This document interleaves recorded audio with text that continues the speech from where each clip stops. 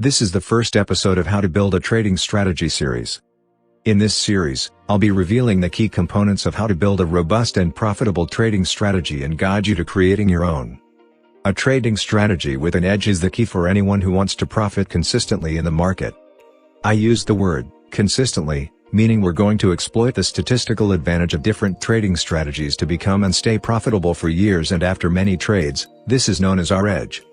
It needs to be emphasized because anyone can get lucky at times and made profit on a small sample of trades and thought they've nailed it, even when they do things wrongly.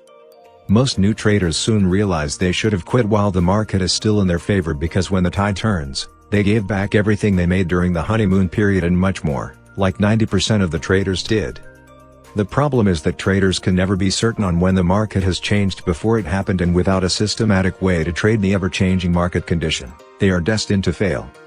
A trading strategy also lets traders look at their trading performance objectively and areas to improve.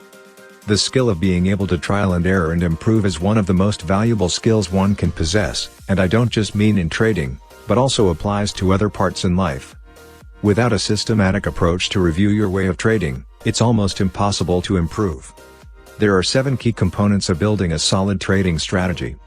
The first component I'm going to reveal is time frame. While there are debates on whether a trading strategy can be used on different time frames, the answer is, it depends. It depends on the strategy you use and the asset you trade. One thing I can be sure of is that you'll need to adjust your parameters in most cases. For example, a trailing stop loss that was set to be 5% on a daily time frame for an overnight trade is not very useful to apply on a lower time frame such as the 15 minutes charts for day trading, because the magnitude of price movements are smaller on a lower time frame. The 5% stop loss becomes less meaningful. This is just one example. We should test and find the optimal values for the parameters we use for each time frame we trade, while being mindful and avoid overfitting with past data. The lower the time frame you drilled on, the harder it is to make profits consistently. Many traders are prone to overtrading. They are paying a lot of commissions and getting caught on slippages. These are the common factors that often turn profitable strategies unprofitable. With that being said, it doesn't matter which time frame you trade on as long as you meet the bottom line. That's having a trading strategy that was proven to be working on the time frame you're trading. The time frame that you've chosen will affect the number of trading signals you get and hence, the number of closed trades.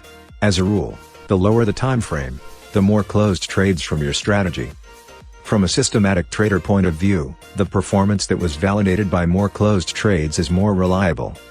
However, a lower time frame is also going to generate more signals and hence, prone to overtrading, which will reduce the overall profitability. Also, the same strategy may not work on different time frames, so we need to find a balance between performance accuracy and strategy profitability. When picking a time frame, you should also consider how long does a trade lasts on average. For a higher time frame, the trade can take from days to months, while a lower time frame takes minutes to a day.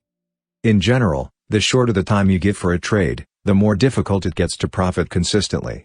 Our goal is to find a strategy that is profitable and take the least amount of time to monetize. For now, just remember, time frame can have a huge impact on the success of your strategy. Traders should always be cautious about the time frame you choose to trade and test its profitability.